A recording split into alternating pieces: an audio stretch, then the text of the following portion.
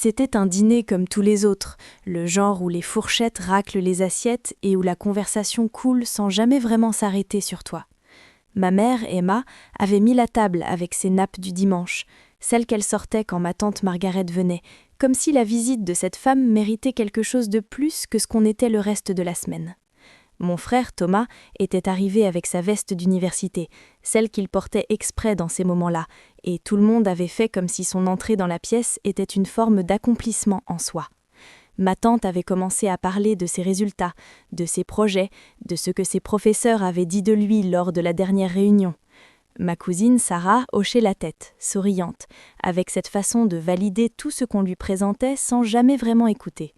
Moi, j'étais assise au bout de la table, là où la lumière était un peu plus faible, en train de couper mon poulet en petits morceaux pour avoir l'air occupé. Personne ne m'avait demandé comment se passaient mes préparatifs. Pas une question, pas un regard. Ma tante Margaret avait dit à un moment, en regardant Thomas puis en me regardant comme si elle faisait une comparaison rapide dans sa tête, « Les garçons ont ce petit quelque chose en plus pour les études scientifiques, c'est comme ça. » Elle ne l'avait pas dit méchamment, c'était presque pire que ça. Elle l'avait dit de la façon dont on dit que la pluie est froide en janvier, comme un fait, comme quelque chose qui ne demandait même pas à être discuté.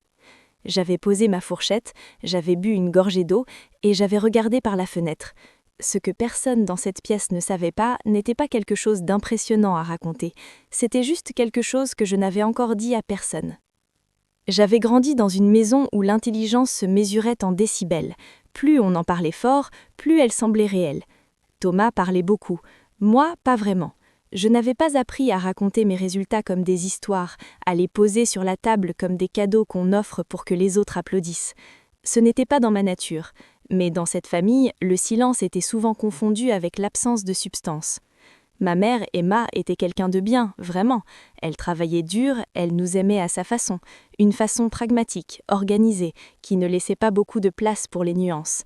Elle pensait sincèrement que le chemin le plus court était le chemin le plus sage, et que pour une fille de notre milieu, rêver trop grand était une forme de naïveté qu'on regrettait plus tard.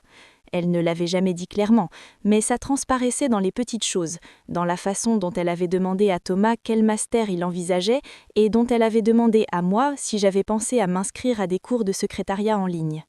Je n'avais rien dit ce jour-là, j'avais juste noté quelque chose dans mon carnet, celui que je gardais sous mon matelas depuis le début de la terminale, celui où j'écrivais les noms des universités comme d'autres écrivent les noms de personnes qu'elles admirent en secret. Je ne savais pas encore si mes notes seraient suffisantes, je ne savais pas si mes essais seraient assez bons. Ce que je savais, c'est que depuis quelques semaines, j'attendais des messages dans une messagerie électronique que j'avais créée exprès, une adresse que personne dans ma famille n'avait jamais vue, une adresse qui ne contenait que des dossiers classés par université, et rien d'autre. La cérémonie de remise de prix de Thomas s'était déroulée un jeudi soir dans l'auditorium du lycée, sous ces lumières trop blanches qui donnaient à tout le monde un air légèrement malade. Ma famille au complet était là. Ma tante Margaret avait mis son manteau beige, celui qu'elle réservait pour les occasions officielles. Ma cousine Jessica était venue depuis l'autre côté de la ville, ce qu'elle ne faisait que rarement. Même mon oncle, qui travaillait en double shift 3 soirs par semaine, avait pris sa soirée. Moi, j'étais assise entre ma mère et Sarah, avec un programme froissé entre les mains, à regarder Thomas recevoir le prix d'excellence en mathématiques appliquées pour la 3e année consécutive. Le public avait applaudi. Ma mère avait les yeux brillants. Thomas avait souri de ce sourire qu'il avait dans ces moments-là, le sourire de quelqu'un qui sait très bien qu'il est au centre et qui a appris à y rester confortablement. Sur le chemin du retour, dans la voiture, ma tante avait dit « Thomas, c'est le cerveau de la famille ». Puis, après un petit silence, elle m'avait regardé avec quelque chose de doux, mais de terriblement condescendant dans les yeux. « Et toi, ma chérie, tu as d'autres qualités ». Personne n'avait précisé lesquelles. Moi, j'avais regardé défiler les lumières des rues par la fenêtre et j'avais pensé à un email que j'avais reçu la semaine précédente, un email que j'avais lu 3 fois dans les toilettes du lycée avec le téléphone à plat contre ma poitrine entre chaque lecture, comme si quelqu'un pouvait l'entendre depuis l'extérieur de la cabine. Je n'avais rien dit à personne. Ce n'était pas par fierté, c'était parce que je ne savais pas encore très bien ce que ça voulait dire. Pas encore. Il y avait un coin dans ma chambre, derrière la porte, là où la lumière du couloir ne rentrait pas vraiment le soir. J'y avais installé un petit bureau avec une lampe que j'avais achetée moi-même dans un vide-grenier, une lampe à colle de cygne avec un abat-jour vert d'eau un peu défraîchi. C'était là que je travaillais après que tout le monde s'était couché. Pas parce que je cherchais à me cacher, mais parce que ces heures-là, entre 23h et 1h du matin, étaient les seules où personne ne rentrait dans ma chambre pour me demander si j'avais pensé à quelque chose de plus réaliste. Je préparais les examens d'entrée depuis plus d'1 an. J'avais des fiches partout, sur les murs, dans des classeurs, dans une boîte à chaussures que je gardais dans le fond de mon armoire sous des pullovers que je ne portais plus. Je commandais des annales en ligne avec l'argent que j'avais économisé, et je les faisais livrer chez ma voisine Amanda, qui acceptait sans trop poser de questions et qui avait cette gentillesse tranquille de ne jamais commenter ce qu'elle observait. Je me souviens d'une nuit en particulier, où j'avais refait les mêmes exercices de logique 4 fois de suite, parce que je continuais à faire la même erreur au même endroit, et où j'avais pleuré un peu. Pas vraiment de tristesse, plutôt de fatigue, cette fatigue qui s'accumule quand on fait quelque chose seul depuis longtemps et qu'on n'a personne à qui dire que ça avance. Le lendemain matin, à table, Thomas avait parlé d'une conférence à laquelle son professeur l'avait invité. Ma mère avait souri, et moi j'avais avalé mon café sans rien dire, en pensant à quelque chose que je devais vérifier ce soir-là dans un portail en ligne que j'avais mis en favori sous un nom qui ne voulait rien dire. Le jour où les résultats du SAT sont arrivés, j'étais seule dans la cuisine. C'était un samedi matin. Il y avait une lumière grise qui rentrait par la fenêtre au-dessus de l'évier. Le jour de lumière qui n'est ni belle ni laide, juste présente. J'avais ouvert l'email sur mon téléphone, debout, avec une tasse de thé que je n'avais pas encore bu. J'avais vu le chiffre, 1580. Je l'avais lu 2 fois, puis j'avais posé le téléphone face contre la table, j'avais bu une gorgée de thé et j'étais restée là un moment à regarder le mur d'en face. Je ne savais pas exactement quoi ressentir. Ce n'était pas de la joie, pas vraiment, c'était plutôt une sorte de confirmation silencieuse, comme quand quelque chose qu'on avait espéré tout bas se révèle être vrai, mais qu'on est trop épuisé pour le célébrer correctement. 2 semaines plus tard, Thomas avait obtenu ses résultats à lui. 1200. Ma famille en avait parlé comme d'une performance honorable. Ma tante Margaret avait dit qu'il avait le niveau pour réussir là où ça compte vraiment. Personne ne savait que j'avais passé le même test. Personne ne savait que je l'avais passé dans un centre à 40 minutes de chez nous, en bus, avec un sandwich emballé dans du papier Kraft dans mon sac parce que j'avais mangé tôt pour être sûre d'arriver à l'heure. Personne ne savait que j'avais étudié pendant 9 mois pour ça. Je n'avais pas caché mes résultats par calcul, c'était plus simple que ça. Personne ne me les avait demandés et je n'avais pas encore trouvé la phrase pour les donner sans que ça ait l'air de vouloir prouver quelque chose. Mais ce chiffre était dans mon téléphone et il y resterait jusqu'à ce que ce soit le bon moment. Les mois qui avaient suivi s'étaient déroulés dans cette espèce de double vie qui finit par devenir normale quand elle dure assez longtemps. Le jour, j'allais en cours, je rentrais, je dînais avec ma famille, j'écoutais parler de Thomas. Le soir, j'ouvrais mon ordinateur et je vérifiais mes portails de candidature un par un, dans l'ordre, avec une méthode que j'avais développée pour ne rien rater. J'avais candidaté dans 6 universités, parmi elles Johns Hopkins, pour un programme que j'avais découvert par hasard en lisant un article à 3h du matin et qui correspondait exactement à ce que je voulais faire depuis des années sans avoir jamais su mettre un nom dessus. L'attente avait quelque chose de physique, quelque chose qui se logeait quelque part entre la poitrine et l'estomac et qui ne te lâchait pas vraiment, même quand tu faisais autre chose. J'avais envoyé mes essais personnels en décembre. Je les avais relus 20 fois, pas pour les rendre parfaits, mais pour être sûre qu'ils étaient honnêtes. Parce que ce qu'on m'avait demandé dans ces essais, c'était de me raconter. Et raconter quelque chose de vrai, après des années à se taire dans une salle à manger, ce n'est pas aussi simple qu'il y paraît. Amanda était la seule personne qui savait tout. Elle m'avait aidé à relire un des essais un soir chez elle, avec du thé froid et une bougie qui sentait la vanille, et elle avait dit quelque chose à la fin. Quelque chose de petit, de pas du tout solennel. « C'est toi là-dedans, vraiment toi ». Je n'avais pas répondu, mais cette phrase, je l'avais gardée quelque part où je ne perdais pas les choses importantes. Début janvier, les emails de confirmation avaient commencé à arriver. Je les lisais dans les toilettes du lycée, en silence, avec le verrou mis, comme si c'était quelque chose que je devais protéger avant même de savoir ce que ça valait. Le premier portail que j'avais ouvert ce soir-là, en mars, c'était celui du MIT. Je ne sais pas pourquoi j'avais commencé par celui-là.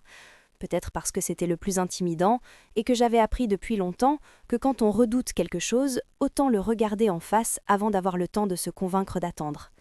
Mon écran était allumé dans le noir de ma chambre, j'avais les mains froides malgré la couverture posée sur mes épaules et j'avais cliqué sur le lien de statut avec cette lenteur bizarre qu'on a quand on sait qu'une seule seconde peut changer la couleur de tout ce qui vient après. La page avait mis un instant à charger. Je regardais la barre de progression en bas de l'écran. Et puis les mots étaient apparus.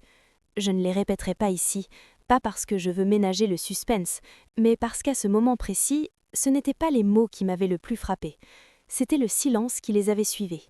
Ce silence dans ma propre tête, là où d'habitude il y avait tellement de bruit. Je me souviens d'être restée assise sans bouger pendant plusieurs minutes. Mon téléphone avait vibré, c'était ma mère qui envoyait un message pour me demander d'éteindre la lumière dans le couloir. J'avais fermé mon ordinateur, je m'étais levée, j'avais éteint la lumière et j'étais retournée me coucher. Le lendemain matin, au petit déjeuner, Thomas parlait d'un projet de stage pour l'été. Ma mère l'écoutait, attentive, les deux mains autour de sa tasse. Et moi, je beurrais mes tartines tranquillement, en pensant à ce que j'allais faire avec l'information qui m'attendait dans un onglet ouvert sur mon ordinateur. Quelque chose qui ne pressait pas encore, même si, au fond, je savais déjà que ce moment n'allait pas rester secret très longtemps. La chose avec les lettres officielles des universités américaines, c'est qu'elles arrivent aussi par courrier physique, pas seulement par email. Des enveloppes épaisses parfois, avec des logos imprimés en relief et du papier qui a un poids différent du papier ordinaire. Je ne savais pas que ma famille les avait vus avant moi. Je ne le savais pas encore. Ce que je savais, c'est que le courrier chez nous arrivait sur le petit meuble de l'entrée, à côté du porte-clés en céramique que ma mère avait acheté dans un marché artisanal il y a des années, et que j'avais pris l'habitude de vérifier ce meuble chaque matin avant de partir au lycée. Pendant plusieurs semaines, je n'avais rien vu d'inhabituel. J'avais continué à suivre mes dossiers en ligne, à vérifier les portails, à noter les dates limites dans mon carnet avec un stylo rouge. Ma cousine Jessica m'avait appelé un soir pour me parler de ses propres candidatures pour une école de commerce, et je l'avais écoutée pendant 20 minutes en regardant le plafond de ma chambre, avec cette pensée à l'arrière de la tête qu'il y avait une différence entre ce qu'elle décrivait et ce que je vivais, mais que cette différence ne méritait pas encore d'être nommée à voix haute. Mon dossier « Réponse » avait commencé à se remplir de choses que je lisais seule, avec cette sensation étrange d'être à la fois très petite et très grande en même temps. C'est Amanda qui m'avait tout dit, en fait.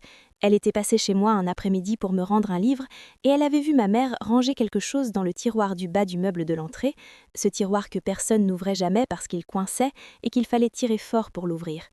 Elle m'a regardée avec cette expression un peu hésitante, la tête légèrement inclinée, et elle a juste dit « Tu devrais peut-être regarder dans ce tiroir ».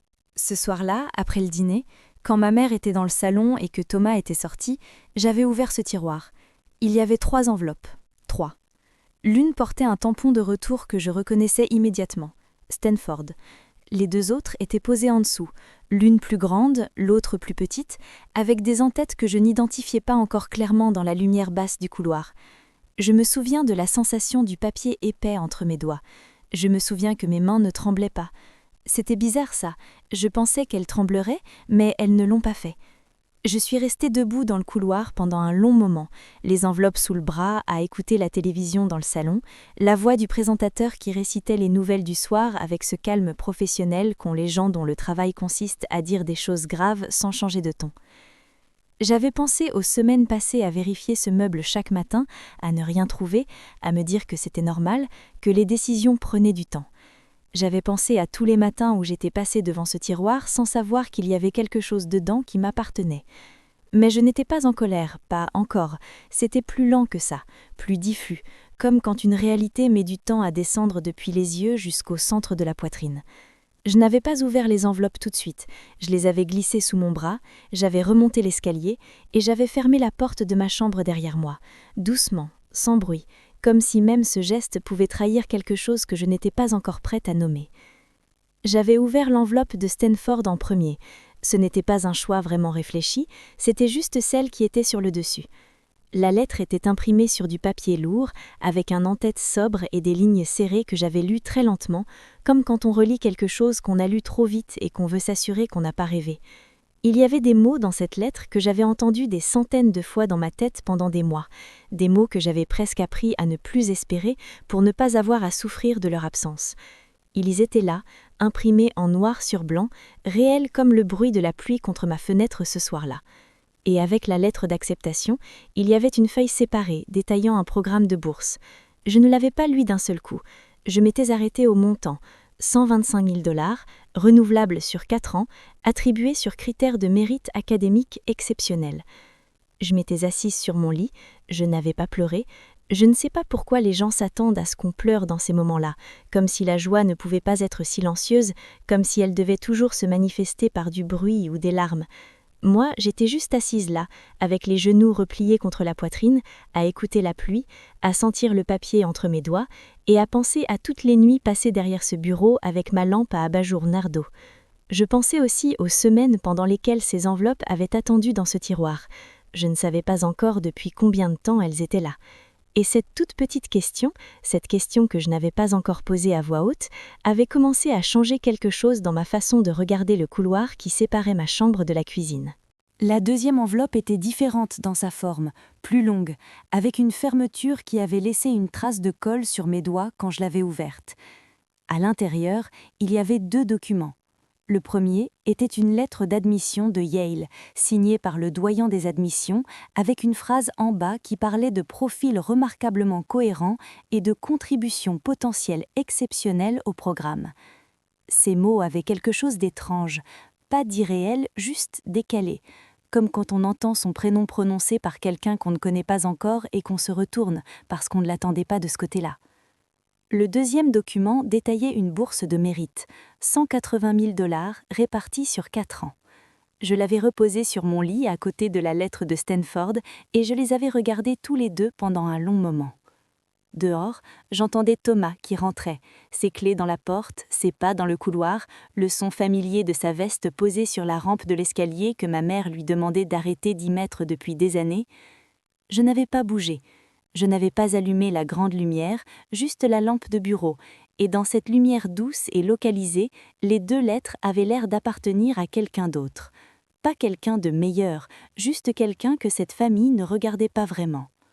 Le conflit que je sentais en moi n'était pas entre la joie et la tristesse, c'était entre l'envie de dire et le réflexe de se taire.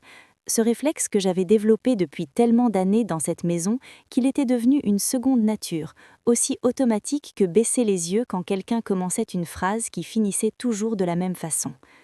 Je ne savais pas encore ce que j'allais faire de tout ça, mais je savais avec une certitude calme et ferme que ça ne rentrerait plus jamais dans ce tiroir. J'avais attendu le lendemain matin. Pas parce que j'avais besoin de temps pour me préparer, plutôt parce que les grandes conversations méritent la lumière du jour, quelque chose de clair et de simple, pas le face-à-face dans un couloir à minuit. Ma mère, Emma, était dans la cuisine, en train de préparer du café. Elle portait son vieux peignoir bleu, celui qu'elle mettait depuis que j'avais 10 ans, et elle avait les cheveux encore défaits. Je suis entrée, j'ai posé les 3 enveloppes sur le comptoir devant elle, entre la cafetière et le sucrier, et je les regardais. Elle ne les a pas regardées tout de suite. Elle a regardé mes mains, puis mon visage, et il y a eu un silence. Pas un silence de quelqu'un qui ne sait pas quoi dire, plutôt un silence de quelqu'un qui savait dès le début que ce moment viendrait et qui n'avait pas décidé à l'avance ce qu'il ferait quand il arriverait. Elle a dit « Je voulais en parler avec ton père d'abord ». C'était la phrase, toute simple, toute tranquille, comme si c'était une explication raisonnable. Je n'ai pas élevé la voix. Je lui ai demandé depuis combien de temps elles étaient dans ce tiroir. Elle a dit « quelques semaines ». Je l'ai regardée encore un moment.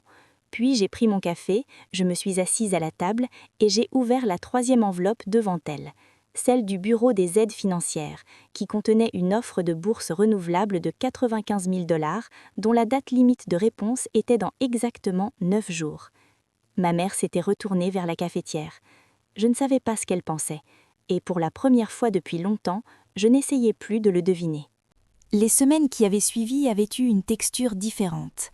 Quelque chose s'était modifié dans la façon dont je traversais les pièces de cette maison. Une légèreté imperceptible mais réelle, comme quand on pose un sac qu'on portait depuis si longtemps qu'on avait oublié son poids. J'avais répondu aux universités dans les délais. J'avais envoyé les documents requis, rempli les formulaires administratifs, confirmé les bourses, seule depuis ma chambre, avec ma lampe allumée en plein après-midi, parce que j'aimais cette lumière maintenant. Elle avait quelque chose de familier et de fiable. Ma cousine Sarah était passée un soir pour un dîner en famille et avait mentionné, sans savoir ce qu'elle déclenchait, que son université organisait une cérémonie d'intégration au programme Phi Beta Kappa pour les étudiants sélectionnés cette année. Elle l'avait dit en passant pour illustrer autre chose qu'elle racontait. Moi, j'avais souri, parce que j'avais reçu quelques jours plus tôt une invitation similaire d'un programme préparatoire affilié à Northwestern, à Chicago, pour les candidats admis avec distinction académique.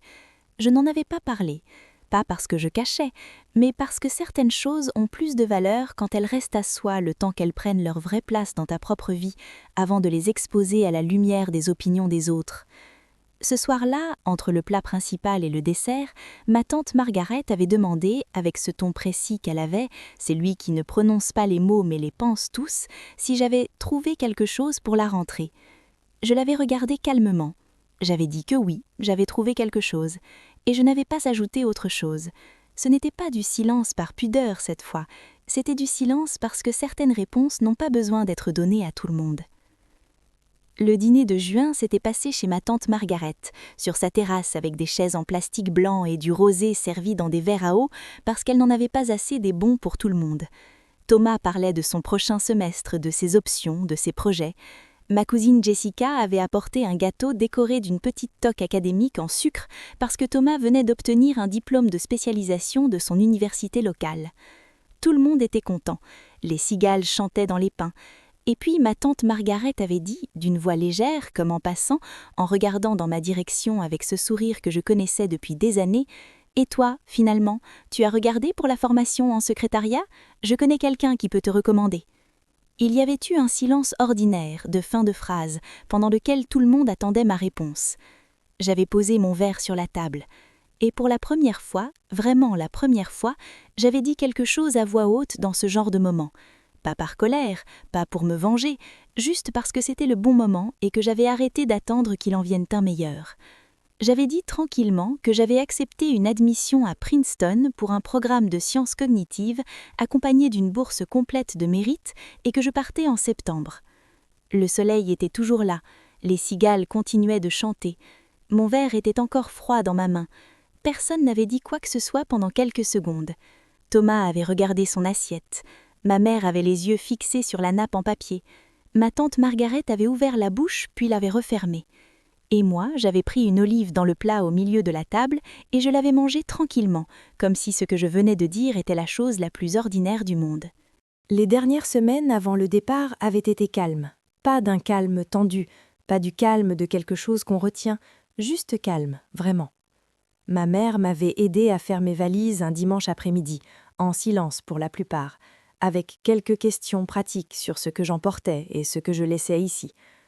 À un moment, elle s'était assise sur le bord de mon lit, avec un de mes pulls pliés sur les genoux, et elle m'avait regardé ranger des livres dans un carton. Elle n'avait pas dit grand-chose, juste à un moment, avec une voix plus basse que d'habitude, « Je ne savais pas que tu avais travaillé autant. » Je n'avais pas répondu tout de suite, puis j'avais dit que oui, j'avais travaillé, et que ce n'était pas grave qu'elle ne l'ait pas su. Ce n'était pas de la générosité de ma part, pas vraiment. C'était plutôt une façon de reconnaître que les gens voient ce qu'ils ont appris à chercher et que personne n'est entièrement responsable de ce qu'il n'a jamais appris à regarder. Amanda était passée le soir avant mon départ.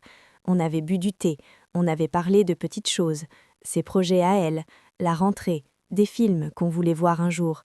À un moment, elle avait sorti de son sac une photo imprimée, celle qu'on avait prise ensemble un soir de l'année précédente dans ma chambre, moi à mon bureau avec ma lampe allumée et elle assise par terre avec un livre ouvert sur les genoux. On avait l'air normal, on avait l'air de deux personnes ordinaires en train de faire des choses ordinaires. C'est exactement ce que j'aimais dans cette photo. Je l'avais glissée dans le carnet que j'emportais, celui avec les noms d'université écrits au stylo rouge dès la première page. Il y avait quelque chose de juste là-dedans, mettre l'image du début tout contre l'endroit où tout avait commencé à changer. Je me souviens du campus un matin de la première semaine de septembre. Il y avait une lumière particulière, cette lumière d'automne qui commence doucement, qui ne s'impose pas, dorée sur les bords, légère, avec quelque chose de presque discret dedans. Je marchais sur un chemin entre deux bâtiments, mon sac sur l'épaule et une tasse de café que j'avais achetée au petit café du coin de la bibliothèque, et je pensais à absolument rien d'important, juste la lumière, juste le bruit de mes pas sur le gravier, juste l'odeur de l'air, cette fraîcheur propre qu'on ne trouvait pas dans les rues que je connaissais. Mon téléphone avait vibré, un message de ma mère qui demandait si j'étais bien arrivée et si la chambre était correcte. Je lui avais répondu avec un emoji souriant, comme on fait quand on ne veut pas commencer une vraie conversation sur un téléphone. Je ne lui en voulais pas. Je ne lui avais jamais vraiment en voulu. Les choses qu'elle avait faites venaient de la façon dont elle avait appris à voir le monde, et on ne se refait pas entièrement juste parce qu'on le voudrait. Ce qui m'avait frappé ce matin-là, ce n'était pas d'être là, pas le badge autour de mon col, pas la bourse, pas le nom de l'université imprimé sur les panneaux que je longeais. Ce n'était pas non plus que j'avais eu raison depuis le début. Ce qui m'avait frappé, c'était à quel point je n'avais plus rien à prouver. Plus de tiroirs à surveiller le matin, plus de dîners à traverser les yeux baissés, plus de questions à esquiver avec du silence. Un professeur m'avait arrêté ce matin-là, près de la bibliothèque, brièvement, juste pour me dire qu'il avait lu mon dossier d'admission et qu'il espérait qu'on se retrouverait dans son séminaire de recherche l'année prochaine. J'avais souri, j'avais dit merci, et j'avais continué à marcher. Juste ce chemin, cette lumière, ce café qui refroidissait doucement entre mes mains, et quelque chose en moi qui n'avait pas encore de nom, quelque chose qui ressemblait à être, enfin, exactement là où on est supposé être.